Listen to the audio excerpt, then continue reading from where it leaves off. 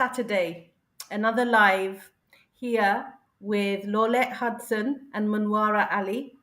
So here we are again having a leadership conversation all about trailblazing leadership. And I am a coach and a consultant. I love to champion and advocate for women to be in leadership positions and roles because I passionately believe they have what it takes to be in those roles. And I work for a charity, which is an amazing charity. And for all of you listeners who are here and those who listen afterwards, you can watch it on replay and on my YouTube channel. Please, please comment and let us know what you take away because it helps Lola and myself with your feedback to then shape and design our future conversations. Over to you, Lola, in sunny Jamaica. Hello, everyone. Wherever you're listening, great to be here with you. Sunny Jamaica. It's 4 o'clock in the morning. This is what you call commitment. Commitment spelled with a big C. I'm passionate about leadership and how we show up. And, I think for me, leadership is everything. How you think, how you move, how you function is leadership. The decisions you make, the strategic thinking all around leadership. Leadership is very complex, and different people have different approach in terms of how they lead. Some people are servant leaders, some are visionary. We're all different, but it's the outcomes and the output and what we do that makes a difference. And it takes something to take a stand and said, this is what I'm about. When you look at people like Mother Teresa, Nelson Mandela, Martin Luther King, they're people who see they want to see differences in the world and they don't just sit back, they put themselves out there. And to the point as well where it could be quite detrimental to their well being and the surroundings. But they take risk and they take a stand and they take something to say, this is who I am, this is what I'm about. I'm not happy with what's happening in the world today and I'm going to do something about it to change it. That's why for me, trailblazing as a leader is so important because it's about trailing that place to say, that path to say, you know what, I'm not happy with this. I'm going to make a difference. That takes something. And today we're going to talk about energy. What does it take in order to keep that energy going? Because there are times when things isn't working, things isn't going the way we want it.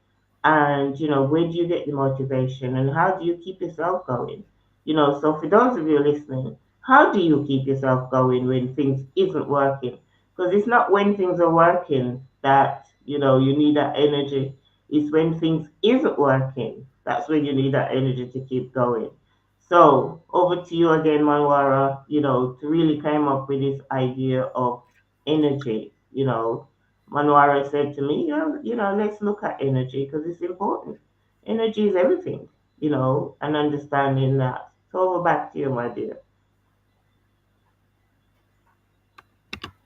Sorry, Lola, I realized I didn't have my headphone. It's so much better with the headphones. Yes, energy. I think I've come across lots of situations where people assume, based on everything they see, that people have energy and they're always positive, and like, where's this energy coming from? It's very easy to view things as they are on the other side. Many of us don't actually look in the mirror. And I've met so many leaders, particularly women, that are full of energy, yet they do not see that energy in themselves. They see it in somebody else, but don't recognize it in themselves. But yeah, it takes, I mean, I'm just thinking of like a woman who has lots of responsibilities, like a mother, or, just genuinely somebody who is has responsibilities, caring responsibilities, for example, and I see them like from morning till night, continuously on a like a hamster on a wheel, doing things. I'm just talking about ordinary everyday life. I'm not talking about like a career, but they also have jobs, and they are then going on to work, maybe holding responsibilities there, maybe not. But they seem to have the physical energy to operate for so many hours. And my husband says that to me as well. He says he says, save the energy, sit down, come and sit here on the sofa, let's watch a bit of telly. Because I'm like, okay, the fridge needs cleaning, or let me just defrost this chicken, because if I defrost it now, take it out of the freezer now, it'll be ready in a couple of hours or whatever, and I can cook it in the evening. So it's like, where does this energy come from? And something goes wrong, or you feel really drained, or you feel ill. And I've seen some women, they just keep on going. Have you experienced that? I mean, you talk about your grandmother, Lorlett. What was your understanding when it came to your grandmother around this whole energy thing? I'm sure, like, I don't know if you remember situations where she had to handle, like, where her energy level, maybe the mental energy level, was really low. But how did you find her handle that situation, if you remember any? My grandmother was what I call a community builder, and I think that's where she got her energy from because, no child would pass her without her acknowledging. I remembered, she would have a sweet. There's a Jamaican sweet which we call a mint ball, right? And, she'd put it into a towel, I remember, and she would crush it. And every child that comes, I don't know, but she would make sure that, every child got a piece of this mint ball. I couldn't get my head around how she did that. And I think she's also somebody of service. So it gives her a pleasure and energy to keep on serving and giving. And so for me, being a community builder, I mean, that definitely energizes me because I saw her doing that, and I think, yeah, when you are committed to something, you know, come rain, come shine, you do what you have to do in order to, and you don't let circumstances, because so many of us get caught up into the circumstances. It's the rain, it's the weather, it's lack of resources. I don't have it. I'm not capable. But the fact is, when you are somebody who are innovative, you just don't let anything stop you. I think innovation is definitely a energy builder in terms of recognizing, okay, so I don't have this now. So you get excited and you start to look at ways and means of innovating. So when you think, for me, with things Mama used to say when I created the cards, the innovation was always there because, so many people tell me it couldn't be done, it can't be done, there's no market for it, it was too black and white. I was committed to make sure that I deliver a product which to me is still going 20 years later, is understanding that motivation, that energy. So when you have a purpose and a context to something, I think that drives your energy. To answer your question. Yeah, I mean, listen, the question is so big.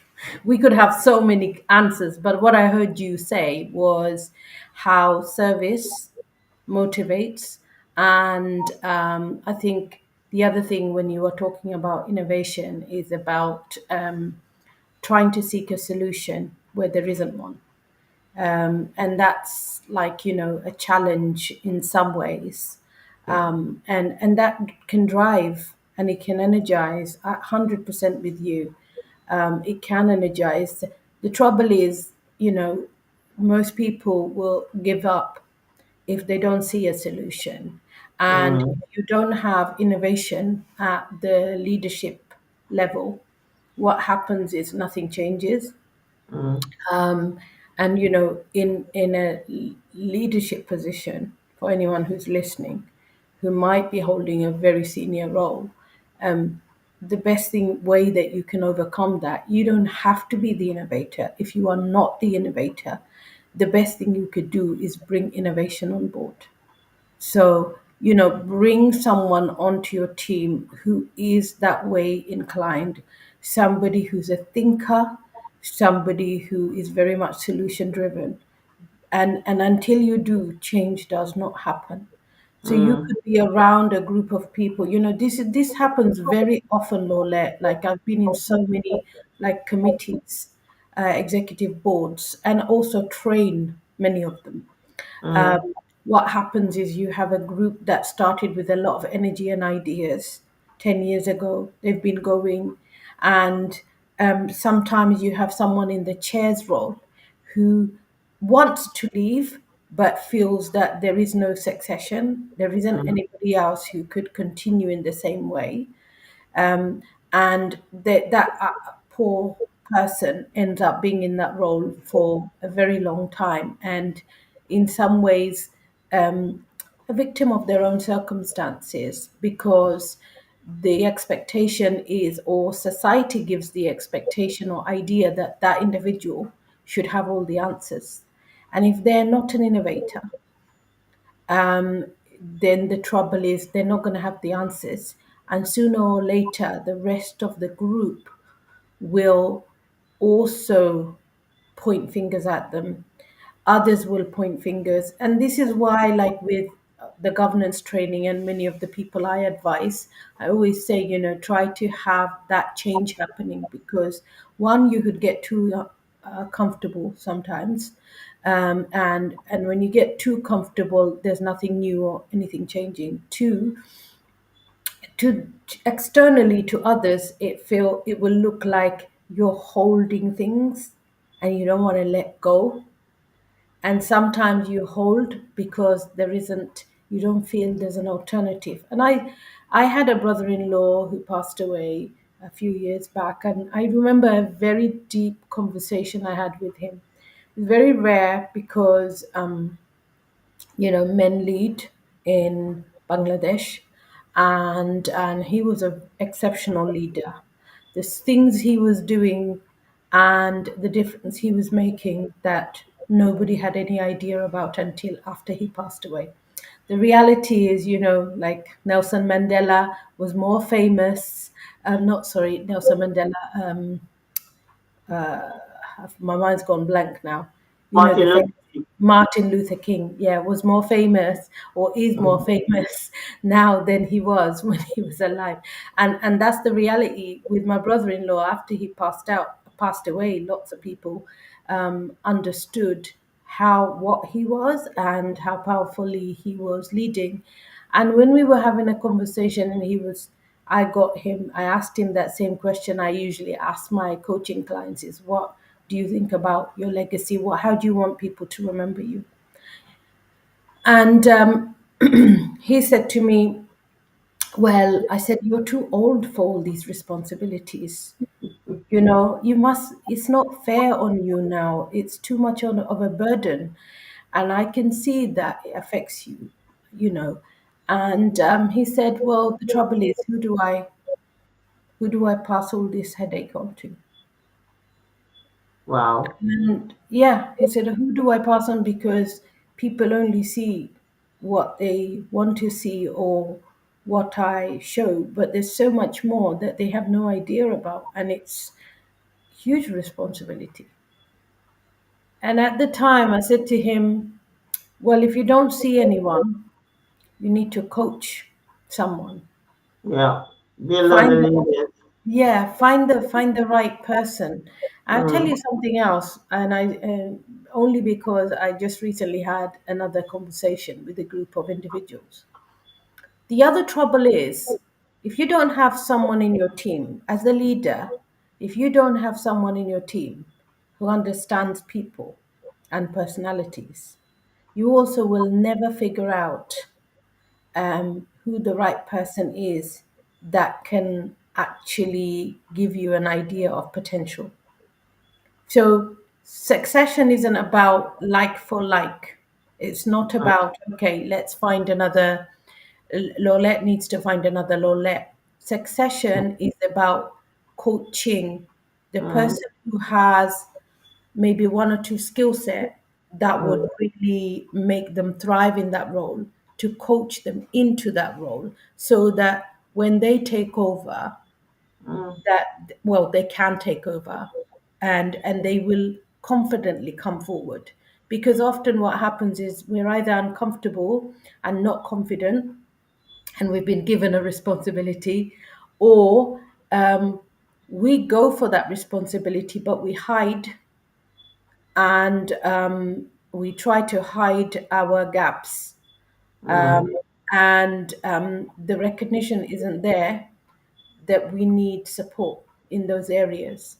So yeah, that's why I find, yes, leadership is complex. There's so many sides to it, but I think the whole thing about energy and how you energy is so important to performance. Energy is so important to teams, because if you lack positive energy at the leadership level, guess what? It's going to have a ripple effect on the rest of the team. mm, mm. And that is so true. And the reality is that, I mean, I don't know what the numbers or the data is, but it's a large proportion of people in leadership roles never had any kind of training, any kind of leadership training at all. So, the whole point around the technical aspects of it, it might be through length of service or, you know, favoritism or whatever it is. Some people get into leadership role and got promoted into leadership role, but never had any kind of training. And I think it's important to develop those fundamental relatedness skills because, as I said earlier on, it's about people. And if you've never been trained how to relate to different people, then, how do you deal with the different mood swings and different mood changes? So that also has an impact on your energy as well. Because, if you've never been trained to understand that, different people have different ways and you're just doing it at the cuff. Some people are natural born leaders and some, like myself, had to continue develop and really understanding trends and understanding different people. And, some of us have natural skills, but still need to know how to utilize it because you can have the potentials, but if you haven't been trained how to follow certain framework or systems or structures in terms of your leadership and also understanding your different leadership styles and also understanding the different level of leadership because when you're a level one you need a different type of skill to move to level two and then to level three, four, five, and yeah, there's a five level of leadership. And so it's about understanding that where you start as a leader is not where you ended up. So you might start as an emerging leader, and then, for example, you might have been part of a team, and then you get promoted. A lot of my clients come to me with this. They were part of a team, and they get promoted from being part of the team to become team leader, and that can be quite complex. Because these are your friends, these are the people, these are your peers, these are people who you used to work with as a team and now you team leader. So how do you deal with that kind of relatedness? It takes a lot of skills. Yeah. It does, and I think it's an ongoing learning and unlearning, because I think there's a lot of unlearning to do as well. Because if you're working just like you described with everyone on the same level and you get promoted to a higher level, there are ways and behaviors that you have to unlearn because now you're in a different role. But doing the role is one thing, and being authentic in how you do the role is another thing. I think that is very personal to me, maybe as a practitioner, as somebody who refuses to well, let's just say I'm a little bit disruptive like that, but I refuse to conform. I refuse to conform to one way, Mm, and to separate who you are from how you lead, because mm, I do believe who you are is how you lead. But I see a lot of conflict in people where they don't feel comfortable leading in the way that they are, because there might be someone above them who is in many ways modeling a certain type of leadership where they feel that they must do the same.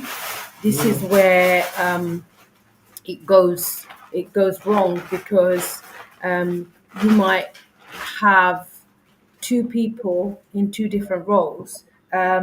Somebody who has a very, very authoritative approach to things, and their personality type might be very much around not taking risks, and then you might have somebody who is deputizing beneath them who's slightly different.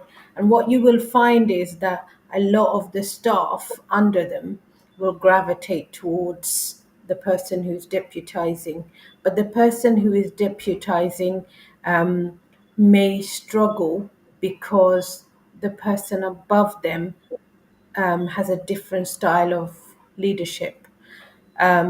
If you ask me, under different circumstances in a group session or a workshop, well, how do you, like, manage in that situation? I would say, and I'm going to speak in riddles now, right? Pre warning you, I would say mm. that it's never about you as the leader. That's true. That's It's true. never about you. If you want or need to be managing a team, you have to be willing to be like water, Mm, right? Because if you're not managing people the way they want to be managed, there's going to be a lot of conflict, right? yeah, Others will view you as somebody who says it's my way or the highway. And actually, quite often that awareness isn't there, so you don't realize. And this is why I think, you know, it's a shame, but a lot of those leaders need mentors and coaches like us. And they will be reluctant because, one, they don't see the value in the investment.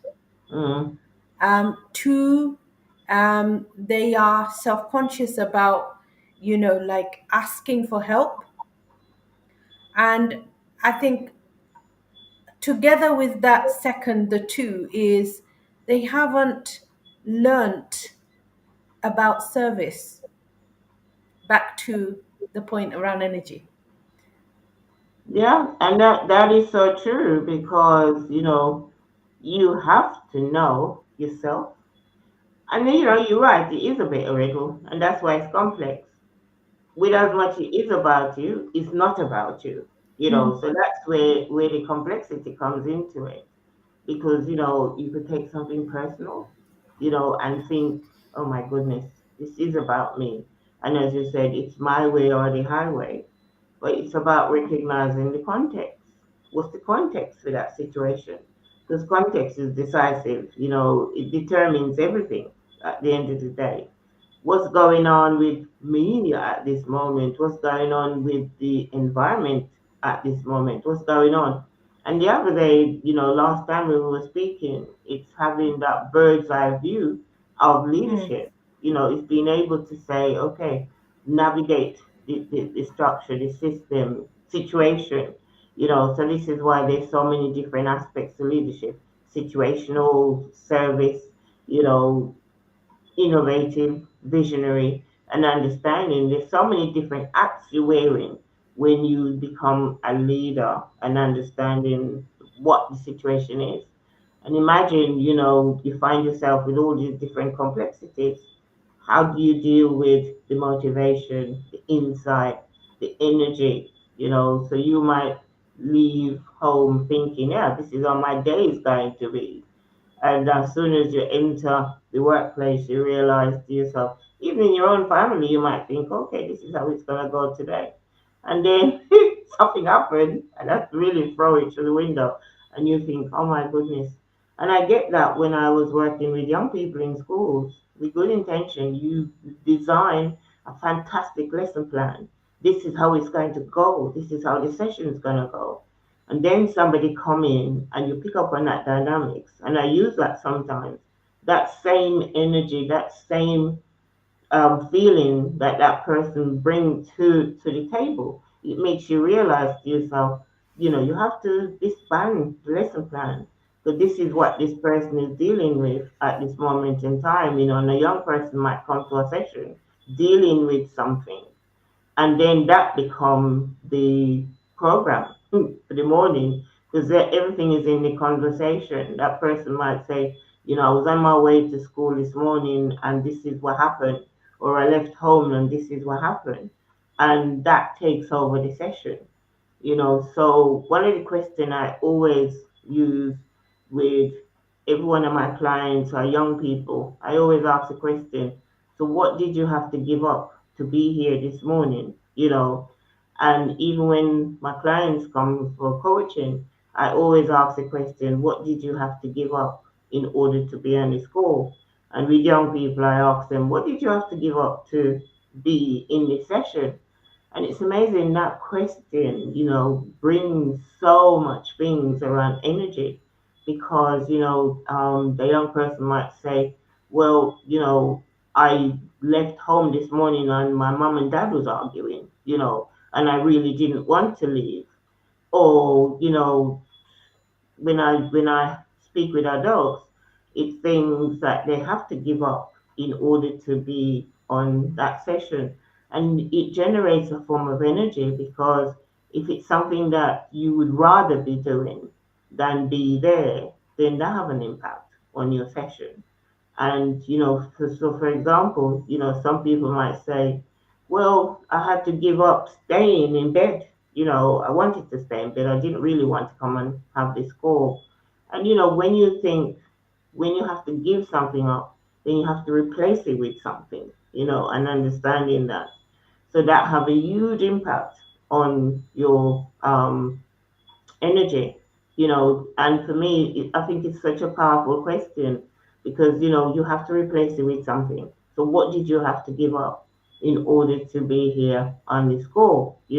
What do I have to give up to be on this call today? Meaning I have to get up earlier, an hour, to an hour earlier, in that sense, but because of the motivation, because of the commitment, because I want to do it, and, I know that you have a lot to do in order to be on this call, and you had to give up a lot of things to be on this call.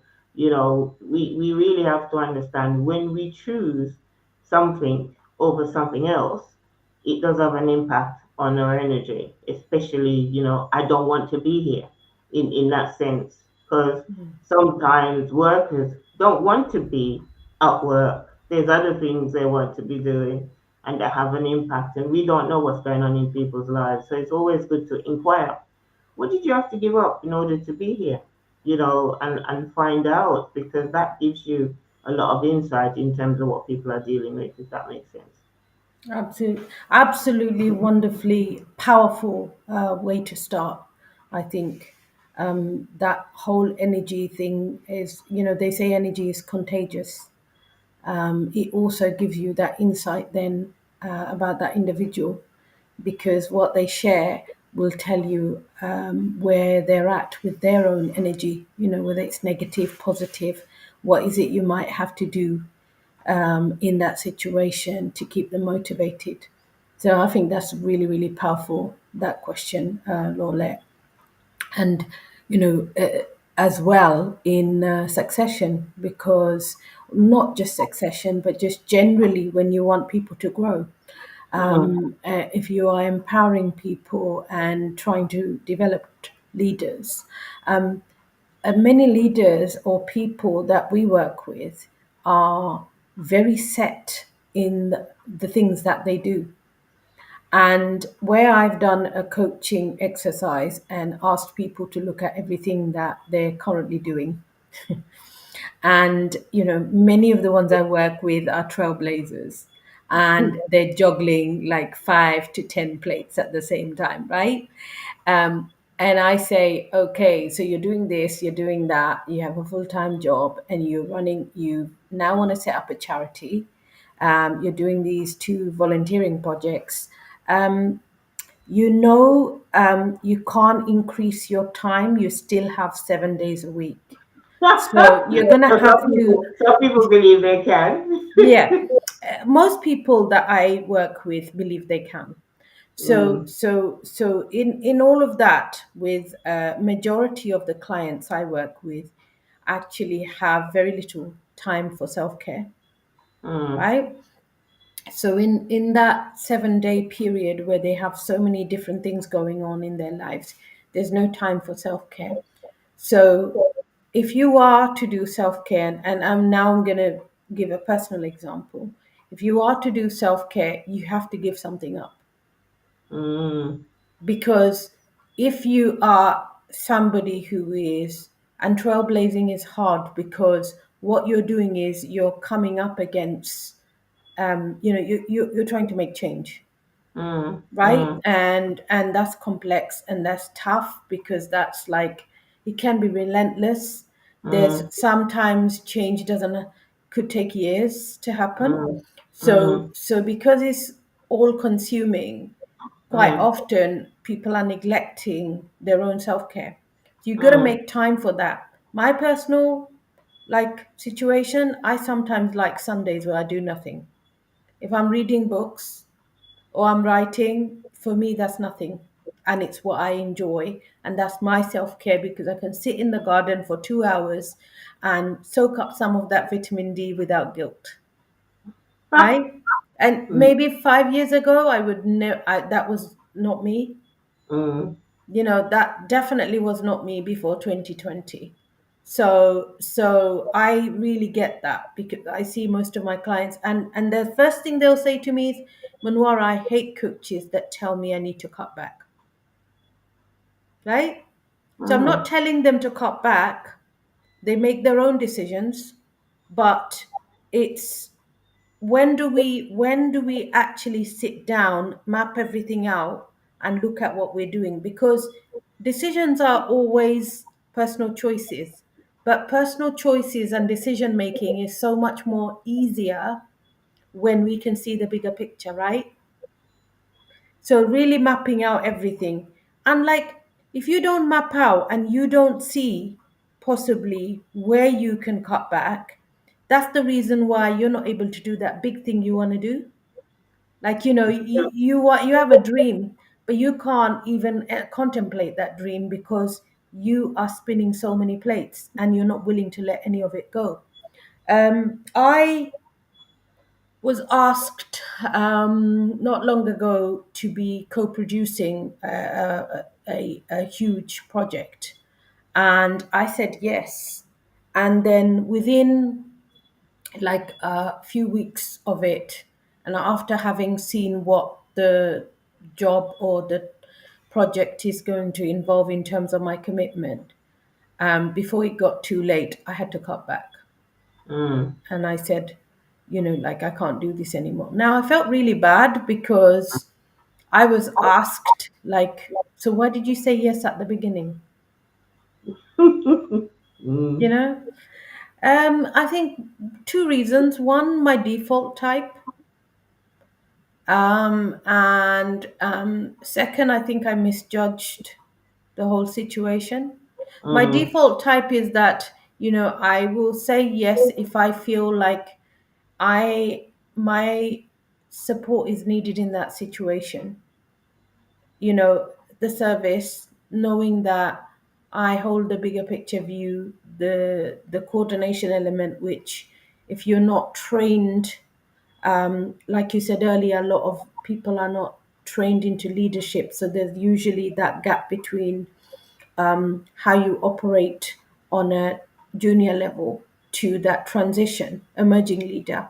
Mm. and that becomes like a big problem. So that's my default type. I'm like, okay, I know that I can hold that space, so maybe that's how I can make a difference, and then it means it's really going to happen. And because I knew it was trailblazing, I was like, okay, I need to help this process. But then the other thing was, I realized like I misjudged how much of my time and commitment, and I knew that the mountain climb was coming. I've got £50,000 to raise this year to start that institute. That's a personal goal. And that involves lots of meetings and things outside of work, trying to finish my book. There's loads of things I'm doing. And it's like, if I don't give up that one thing, how am I going to do this? But the thing is, right, it's what they call it priority, isn't it?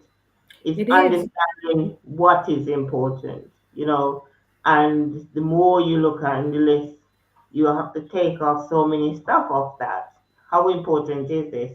The other thing question I always ask myself to make choices is, will this be important in another 5 years? 5 years from now, would this situation be important, and then where is this going to take me?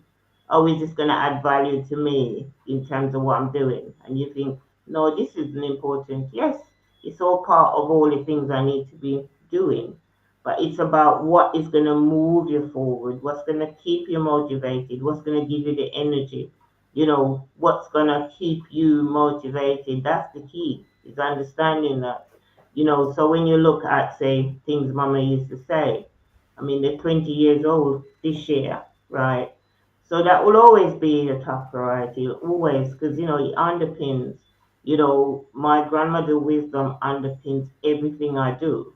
That's her values, that's her discipline, that's the way she brought me up, it's my socialization. So that's not going to go anywhere too soon. It always takes me back to, yeah, this is it, so it's how you live your life. I mean, it's important to understand your values, your core values, and never give that up. Doesn't matter what, that you find yourself in. Because I think once you start deviate from what you really and truly values, then you lose yourself, you lose your identity, you lose who you are as a person, and then you start to take on other people's way of being, other people's culture, other people's heritage, other people's way of being, and it's not you, definitely. And I think that disempowers you and take away your energy. Yeah, no, I agree. I agree. Absolutely. And in that situation, I didn't say yes for me.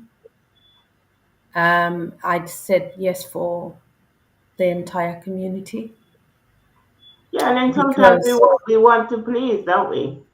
We want to please. it's not about pleasing. When you know that something is being done for the first time, it's blazing trails, right? Mm, And if you feel like, you know that when people start something new, they're always going to need that comfort, because mm, doing something on your own is scary.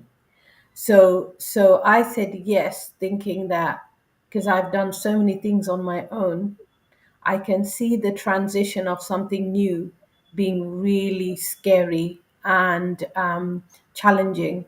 And if I'm in that space, I will provide that comfort.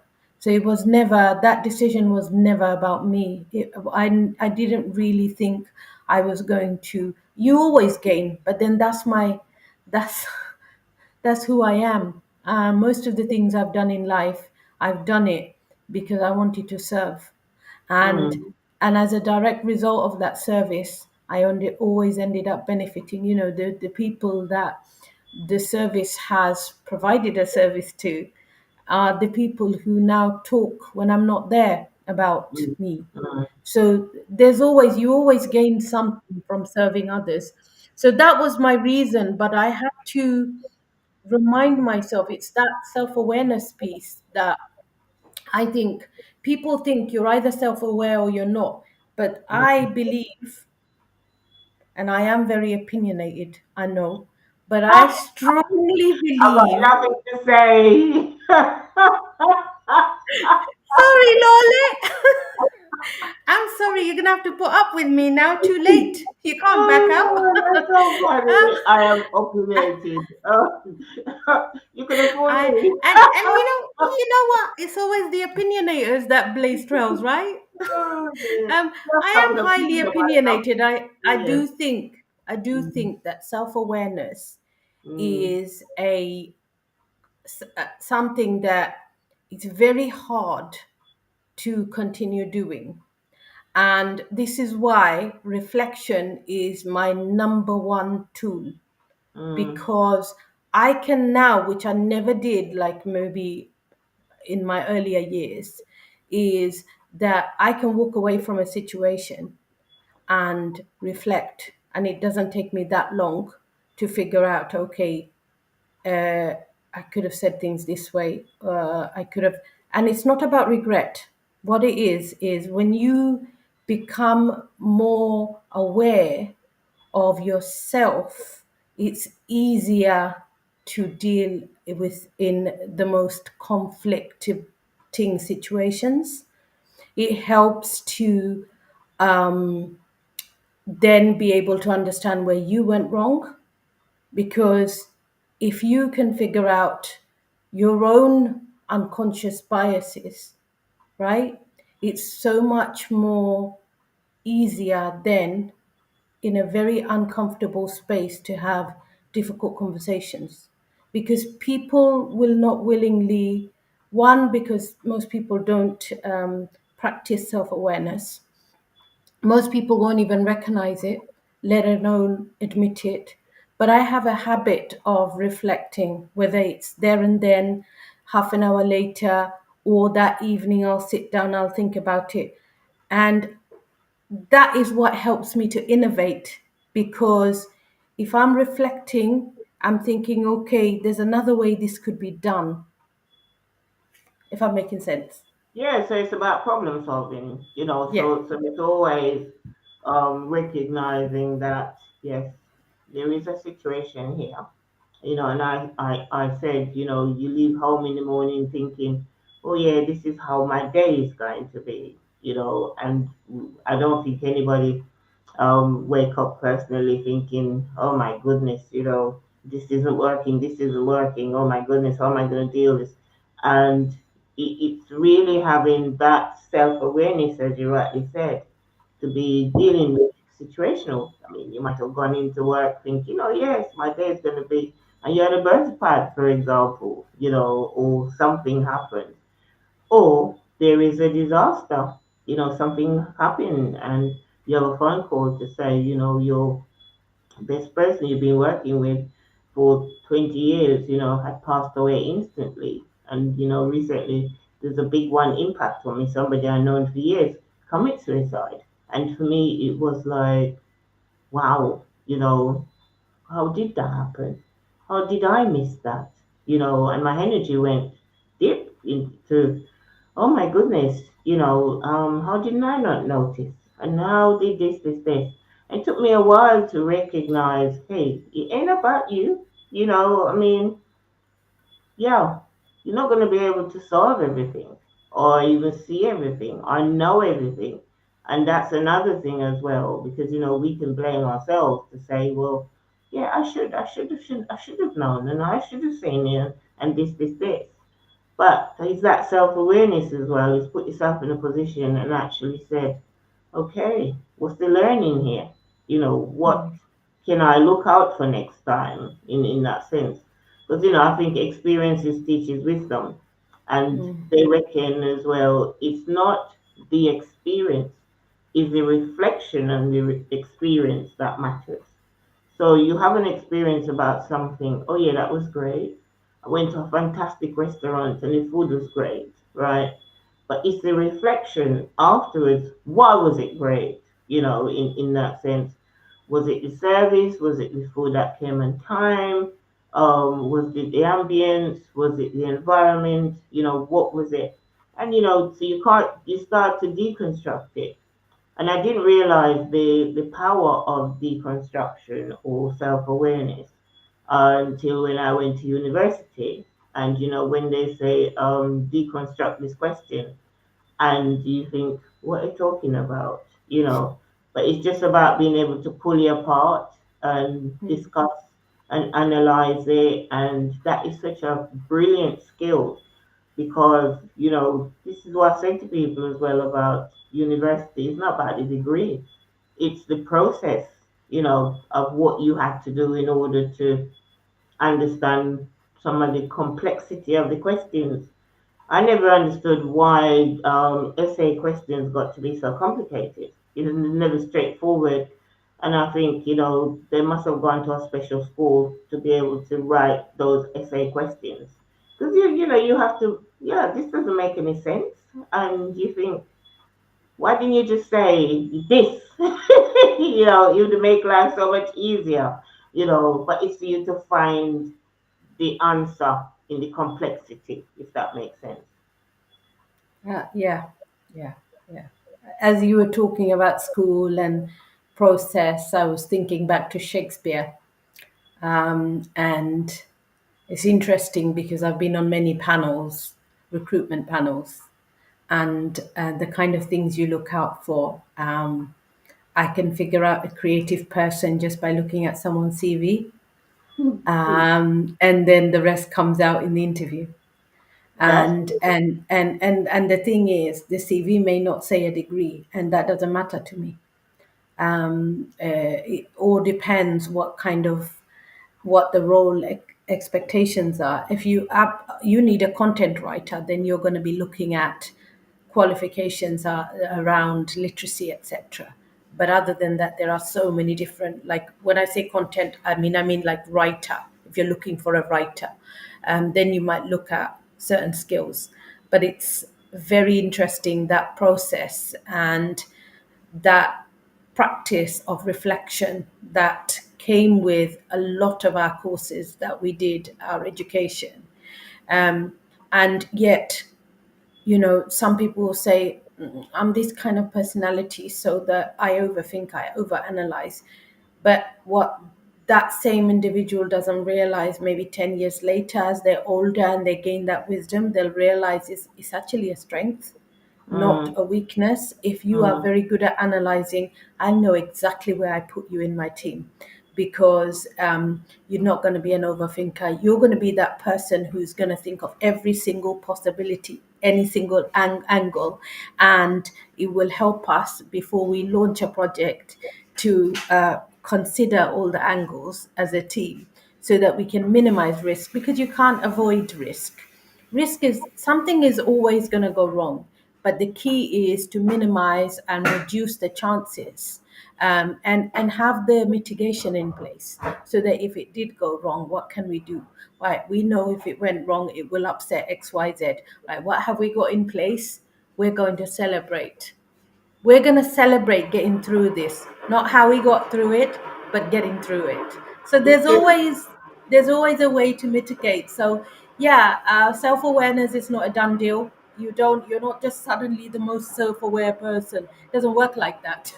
It's continuous and it's consistent. And I have to say, I have to shout out to LinkedIn, because I do LinkedIn at least 5 days a week. It has really helped me maintain my reflective practice, because LinkedIn to me is reflection. Some of the things I reflect on, I write on LinkedIn. Some of the things I don't reflect on, I don't write on LinkedIn. And it always comes from my reflection of a situation I've come through, or something that I've reflected on recently. So I find that helps with my practice. If that's a hot tip for anyone who isn't maybe as confident on LinkedIn, is see it as a way of building your confidence and building reflective practice in your leadership. You don't have to do huge, lengthy content, but and also don't pay as much attention on like how many likes and how many comments. It's wonderful to get comments and likes, but there will be days that you may not get a single comment, and you come across somebody and they say to you, oh Monwara, like I'm so inspired by something you put on LinkedIn. And I'm thinking, but that person didn't comment, they didn't like, but wow, they actually follow my content. And that's true, because it's really interesting that sometimes I'm out networking and I would say, my name is Lorlett Hudson. You got this blank look and you think, okay, I just told you my name. Why are you looking at me with such a blank? And then I would say one hand can't clap, and it's like, oh yeah, you're the lady with the cards. And you thought, okay, so my name doesn't mean anything to you. In that sense. So, people relate to you according to what they identify with, and, maybe that's what gives them the energy where you're concerned. So, you're right. Somebody might not necessarily remember your name, but they remember something else that you might share on LinkedIn. So you're the lady with the cards, or somebody be going like that to me. And you think to yourself, what are you doing that for?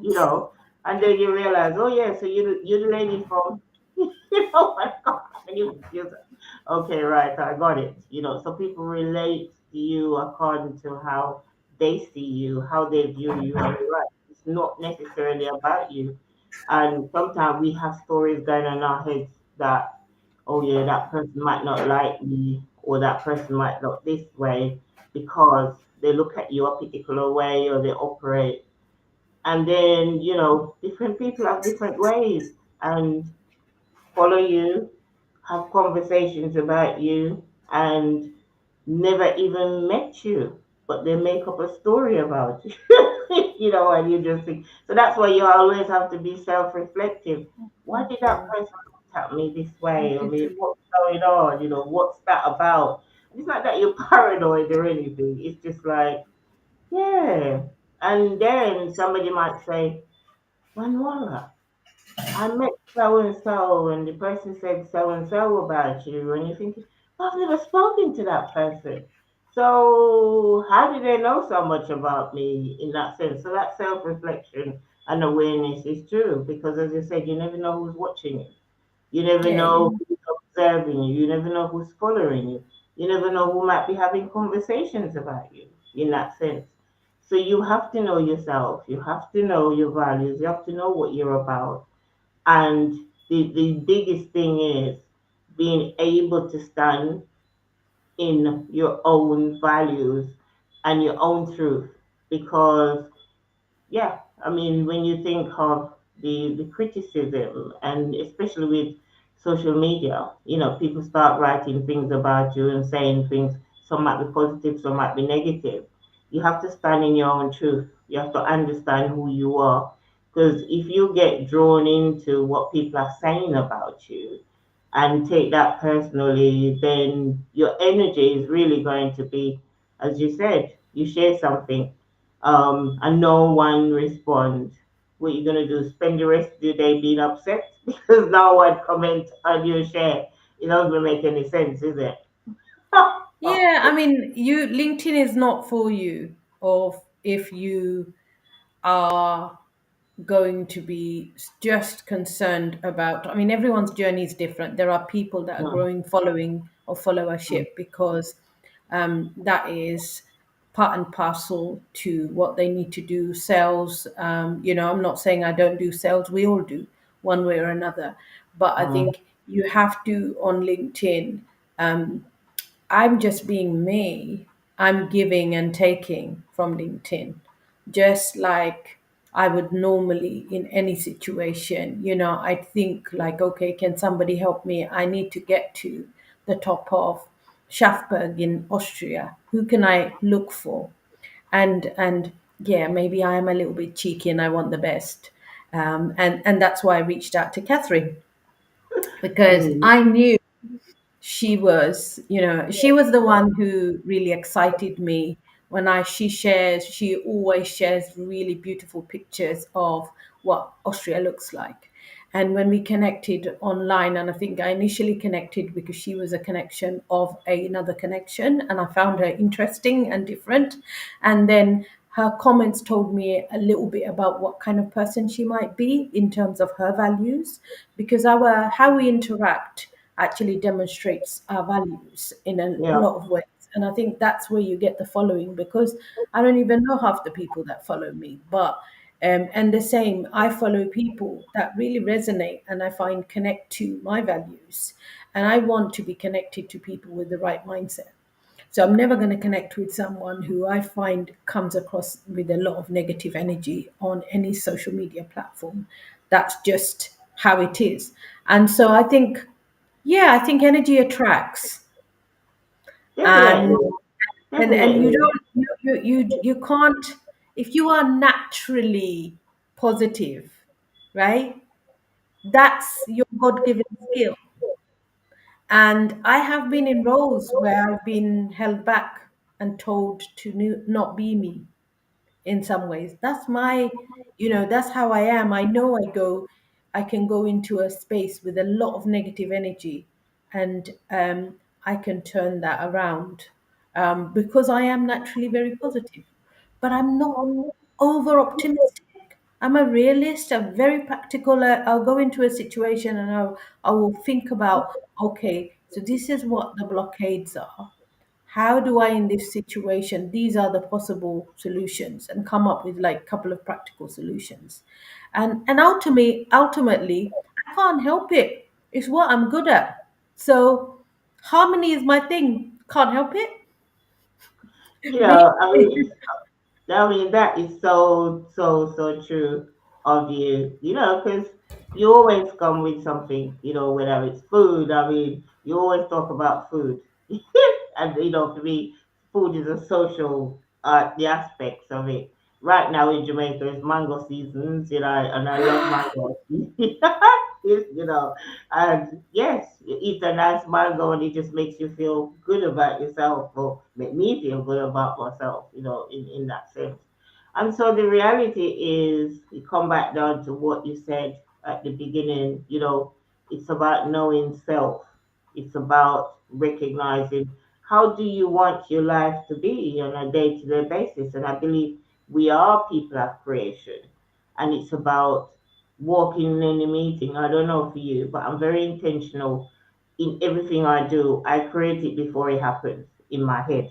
So I'm going into this meeting, I'm not clear about the what. So even when I went to the diaspora conference, I was very clear who I wanted to meet. And, what am I going to say to them, and how is that going to work out? I mean, what's going to be their response? I don't know these people. I probably follow some of them on LinkedIn and, kind of have a vague idea. But the interesting thing is with LinkedIn is that if you follow someone, after a while you get to know him, in a sense. And so when you do meet them in person and you just said, oh, yeah, I follow you on LinkedIn. Oh, yes, that kind of an energy already. So you're not starting from new. So you already had a friend, the person just being online. And you just think, oh, yeah, I followed you on LinkedIn, and straight away that changed the dynamics of the initial who you kind of thing, you just removed it. So that's the powerful thing about LinkedIn. You just use that line, I followed you on LinkedIn. Oh, yeah, that's it.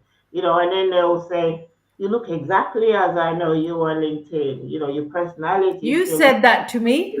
yeah, yeah, yeah, definitely. Yeah, yeah. I You still know, remember your words. You said you wanted to check if I'm for real. You were like, "Ah, I all this wanted to food, check you all out. Are this you for food, real?" all this food, all this food this woman keep on cooking. And she's not inviting me for any. I'm just saying to her, are you for real? All this food. How do you find the time to cook all this food from scratch? How does that make any sense to me?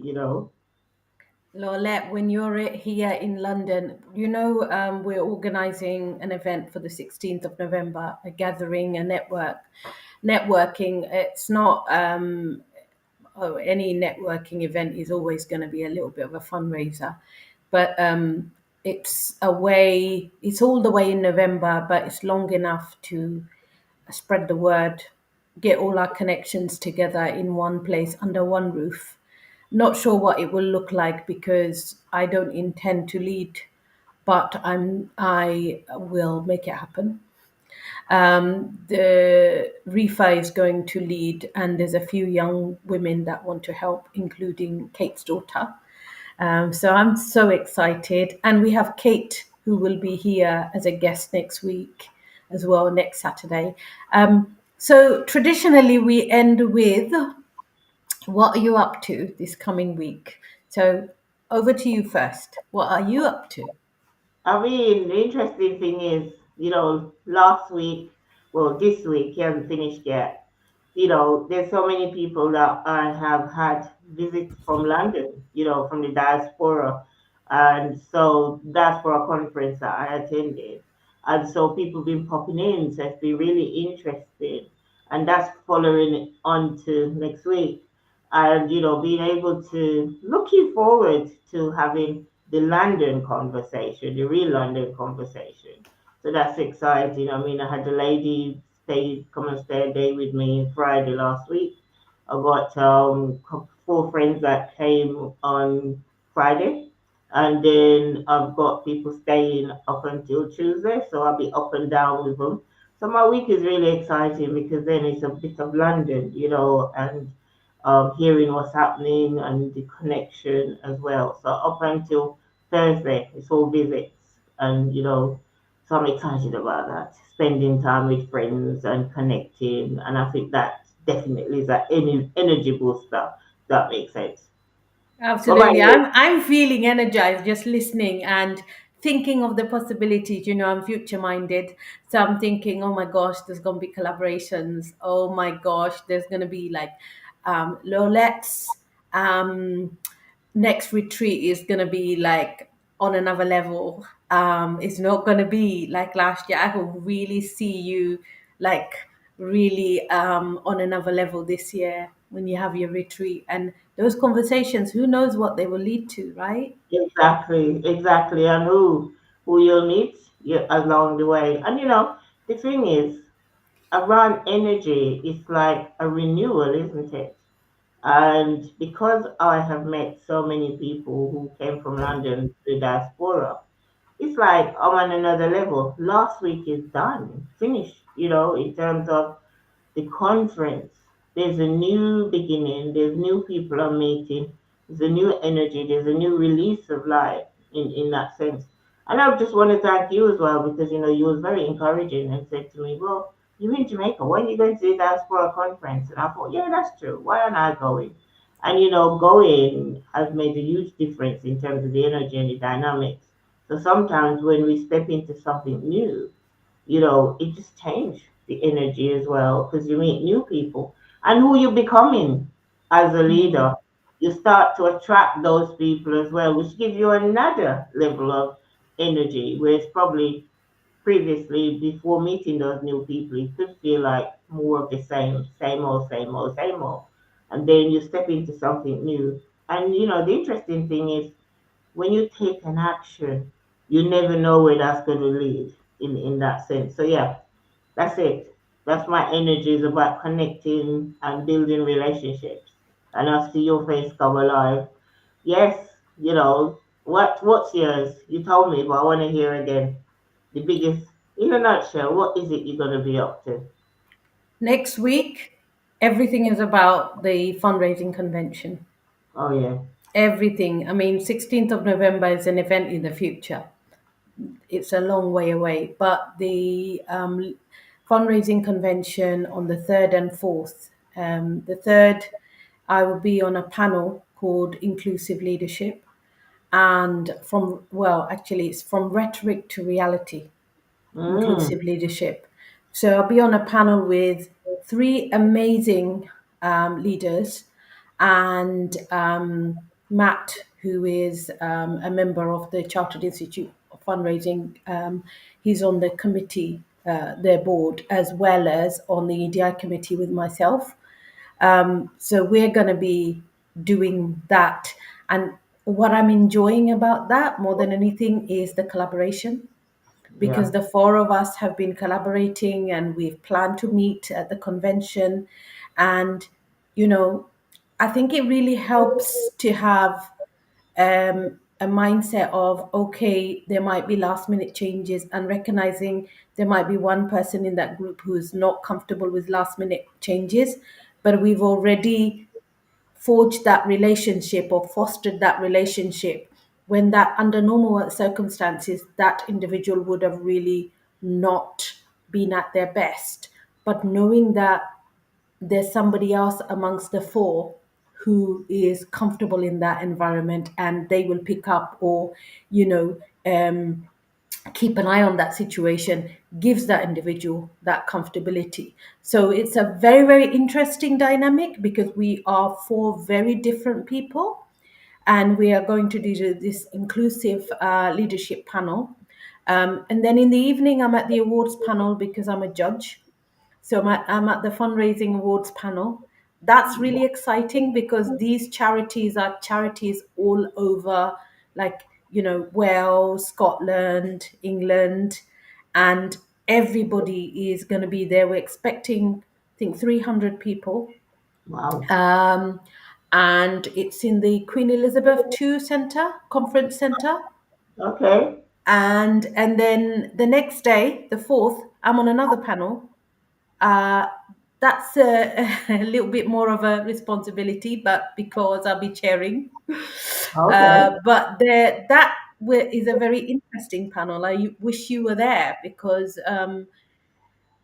that panel is all about um, why, what are the cultural barriers to women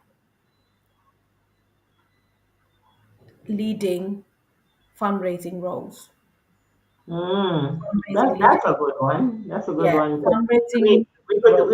We could do another session on that one, which is about the cultural barriers around money. I mean, yeah, we should do one of them. What do we think about money? Oh you know, yeah, as we leaders, what do we think about money, and what is our relationship with money as well? So it's all about leadership as well, because yeah. everything at the end of the day, you're about fundraising. And if you're going to do big projects, you need big money, to be able to do that and understand. Yeah, if you're going to do big things, you're going to need big money behind it, resources, and for many of us, I mean, that could be, where our energy is concerned as well. Because, money gives you energy as well, isn't it? And I will say that it's all to do with leadership. Write that down, Lorlett. We're coming back to it. There's gonna be a very good conversation around this. Maybe not next week, because Mm, we've got Kate next week, mm, mm, and we'll be focusing on motivation. We'll be focusing on, autism, ADHD, neurodiversity, which mm, I think, Kate is an absolute expert on. mm, And but the week after, maybe we focus on this whole thing about money, because I think leadership dictates our mindset. If you want to change the culture, especially in the charity sector or community leadership, from mm. scarcity mindset Oh, to yes. understanding that growth requires investment, and Mm, investment means money and mm, resources. I think mm, we need to talk about that, because I have been in a few situations this week. One situation where I realized, you know those serving, or the big organizations that are serving others, sometimes need to shift their mindset, because you can make all sorts of assumptions, but in mm, reality, they're operating with that scarcity mindset. mm, You think about big organizations that do awards and recognition, especially for the mm, Black and ethnic minority communities. Many mm. of them don't. They're not, like, they're barely breaking even. That's true. That's true. And I think people need to think of profit. Good, good. So mindful of time. So I look forward to hearing the results of what you're up to next week when we speak. and I'll give you an update on all my relationship building again, connectedness, and everything else, and the excitement around our energy. I mean, what gives us energy? I think one of the greatest one that gives us energy is a relationship. So we can end on that one, and it's about start looking at our relationships. What do they give us? How do they add value to us? And the importance of having positive relationships. Yeah. So on Fantastic. that note, goodbye everyone. It's been a pleasure being here. It was worth me waking up at 4 o'clock in the morning in sunny Jamaica, and then I'll go back to my bed. Isn't that exciting? This is what it's called working. Peculiar times, peculiar hours. And it's a choice. And it gives me the energy to recognize I have the option. Yeah. So hand you over back. Goodbye, everyone. Thank you, Lorlett. I think it's a great note to end. See you next Saturday. All right then. Yep. Bye everyone. Bye.